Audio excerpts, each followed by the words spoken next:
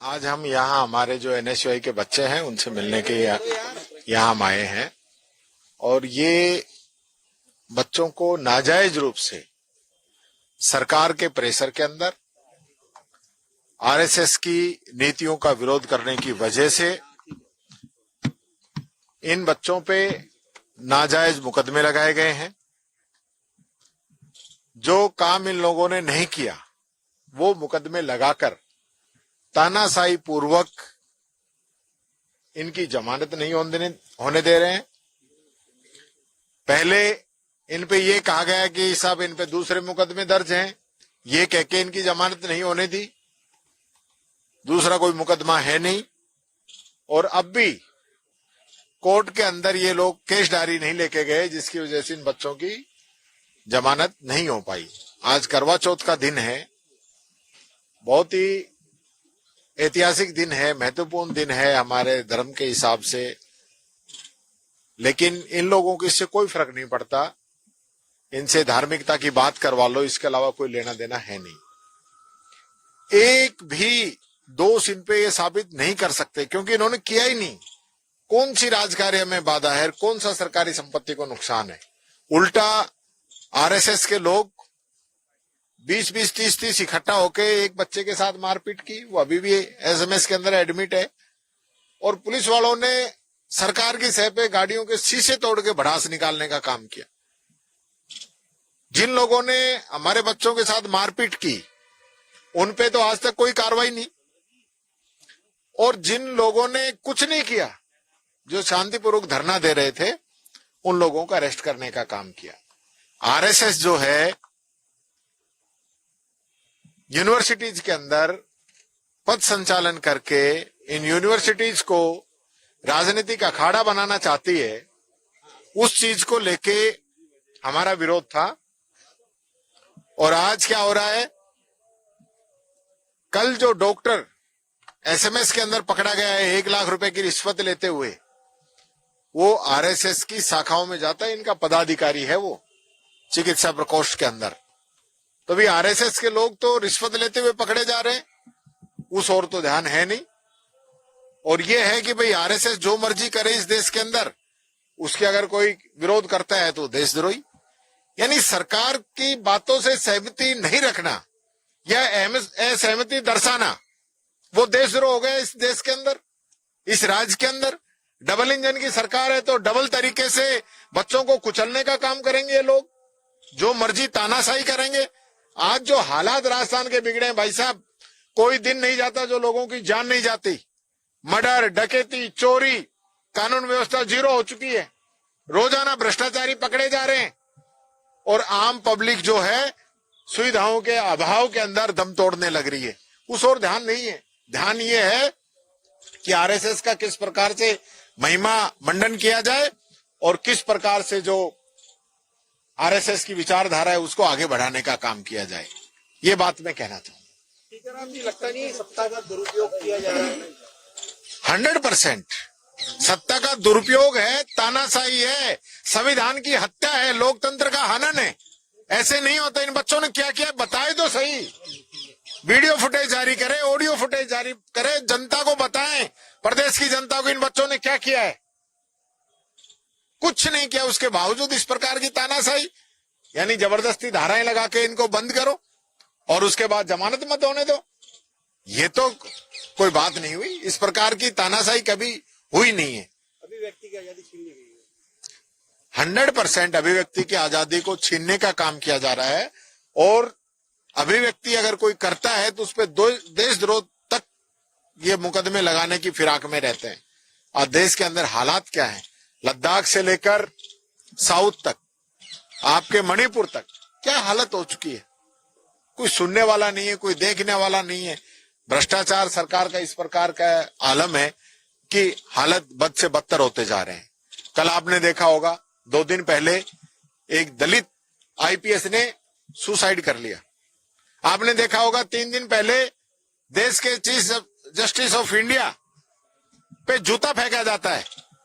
आपने 4-5 दिन पहले देखा होगा कि यूपी के अंदर सरेआम एक दलित को पीट पीट के मार दिया जाता है। तो ये जो सनातन की बात करने वाले लोग जो आरएसएस के लोग हैं, जिनकी विचारधारा उन लोगों के साथ है जिन्होंने गांधी जी को गोली मारी थी। तो ये इस देश का दुर्भाग्य। मैं कहना चाहूंगा, मोदी जी से पूछना चाहूंगा, एक शब्द उस आईपीएस ऑफिसर ने सुसाइड किया उस पर नहीं बोले। यानी कि चाहे चीफ जस्टिस ऑफ इंडिया हो जाए, चाहे सीनियर आईपीएस ऑफिसर हो जाए, चाहे आम व्यक्ति हो, इस राज के अंदर जीना मुश्किल है लोगों का। दलितों के साथ तो जो एट्रोसिटी, जो अत्याचार लगातार बढ़े। हम समानता की बात करते हैं, हम इस देश के संविधान की बात करते हैं, हम हर आदमी को साथ लेके चलने की बात करते हैं। लेकिन यहाँ तो क्योंकि जिस प्रकार का पिछले 11 वर्षों से देश का वातावरण तैयार किया जा रहा है, जाति और धर्म के नाम पे जिसको तैयार किया जा रहा है, उसके परिणाम आने लग गए हैं। ये पूरा देश जो है जिस ओर जा रहा है, मैं फिर अपील करना चाहूंगा मोदी जी को कि आप इस देश के प्रधानमंत्री हैं, इस देश के संविधान ने आपको प्रधानमंत्री के पद पे पहुंचाया है। आप उस संविधान को कुचलने का, खत्म करने का काम नहीं करें। हर नागरिक इस देश का वासी है, उसके भी अधिकार हैं, उसके अधिकारों का हनन नहीं होना चाहिए। जिन लोगों ने उस आईपीएस ऑफिसर वाई पूरण कुमार के साथ जिस प्रकार का कृत्य किया है, उस व्यक्ति को, यानी एडीजे स्तर पे होते हुए उस व्यक्ति को सुसाइड नोट लिखना पड़ा है। वो हर उस जगह पे गया जहां उसको न्याय की उम्मीद थी, चाहे गृह मंत्री हो, चाहे गृह सचिव हो या अन्य अधिकारी हो, लेकिन कहीं भी उसको नहीं सुना गया। और ये हालत हुई है। ऐसे लोगों पे सख्त से सख्त कार्रवाई होनी चाहिए और दलितों की रक्षा के लिए मोदी जी बयान दे, बात रखें। और जो आरएसएस जिस प्रकार का पूरा एक महिमा मंडन जिस प्रकार से कर रहा है, धर्म का जिन्होंने ठेका ले रखा है, वो जिस प्रकार का सत्ता का दुरुपयोग कर रहे हैं, मैंने पहले भी कहा, आज फिर कह रहा हूं, अगर आपको राजनीति करने का इतना ही शौक है तो पर्दे के पीछे से क्यों कर रहे हो? पर्दे के आगे आइए, खुद का राजनीतिक दल बनाइए और राजनीति कीजिए, पता चल जाएगा जनता किसको चाहती है। क्योंकि आप भी मंदिर में गए थे, ज्ञानदेव आहूजा ने मंदिर को गंगा जल से धोया, तो क्या लगता है दलितों के प्रति इनकी मानसिकता धीरे धीरे गिरती जा रही है? यही मानसिकता है इनकी। ये पहला वाकया नहीं है, मैंने बता दिया आपको। चीफ जस्टिस हो जाए, सीनियर आईपीएस अधिकारी हो जाए, या टीकाराम जूली जैसा नेता प्रतिपक्ष भी हो जाए, या आम आदमी हरिओम वाल्मीकि जैसा हो जाए, इनका कहर हर जगह चलता है। ये हर जगह दलितों का कुचलने का काम कर रहे हैं। मैं मुख्यमंत्री जी से पूछना चाहता हूं, उनकी एंटी गैंगस्टर फोर्स कहां है? बताएं, जवाब दें मेरे को कि वो एंटी गैंगस्टर फोर्स कहां है, क्या काम कर रही है? बहुत बड़ी बड़ी बात कर रहे थे ना आप। आज पूरे राजस्थान के अंदर कोई ऐसा दिन नहीं जाता जहां मर्डर नहीं हो रहा हो। और इस व्यापारी के साथ तो इसको जब धमकी मिली, इनको सुरक्षा मिली, तो किसके कहने से सुरक्षा वापस हटाई गई? आज उसके परिवार को सुरक्षा देने की बात कर रहे हैं। जिस व्यक्ति को सुरक्षा चाहिए थी उसकी तो सुरक्षा छीन ली इन लोगों ने। तो कौन कौन लोग इसके अंदर शामिल हैं जिनकी वजह से सुरक्षा हटाई गई और उस व्यक्ति की मौत हुई? ये तो आंकड़े तो पेश करते हैं कि हमारे समय में कानून का ग्राफ जो है, क्राइम का ग्राफ जो है कम हो गया है, लेकिन क्राइम लगातार बढ़ता जा रहा है। उस पर तो एक शब्द नहीं है इन लोगों के पास। चुनाव जीतेंगे, बीजेपी का तो जो है मोरिया अंता के अंदर हम बुला देंगे। अंता की जनता इंतजार कर रही है कि जो भारतीय जनता पार्टी ने 2 साल के अंदर किया है, किसान को बिजली नहीं, फसल का मुआवजा नहीं, अतिवृष्टि में उनकी मदद नहीं, पेंशन रोकने का जो काम कर रहे हैं, मेडिकल और एजुकेशन की सुविधाएं जिन लोगों ने खत्म कर दी, वो बच्चे भी इनसे हिसाब मांगेंगे। पीपलोदी वाले झालावाड़ के अंदर जिनकी हॉस्पिटल स्कूल के अंदर दबने से मौत हुई, वो व्यक्ति भी इनसे इंसाफ मांगेंगे। हॉस्पिटल के अंदर जो जिंदा जल के मर गए, ये लोग सरकार चला रहे। 2 साल से इन लोगों ने सर्कस चला रखा है। जो हमारी स्कीमें थी उनको बंद करने का काम किया, इसके अलावा कोई काम नहीं इनके पास। देखिए, हमारे एनएसयूआई के छात्रों ने शांतिपूर्वक इस बात का विरोध किया था कि आरएसएस का संगठन जो है यूनिवर्सिटी के अंदर राजनीतिक अखाड़ा खोलना चाहता है। उस चीज का विरोध उन लोगों ने किया था।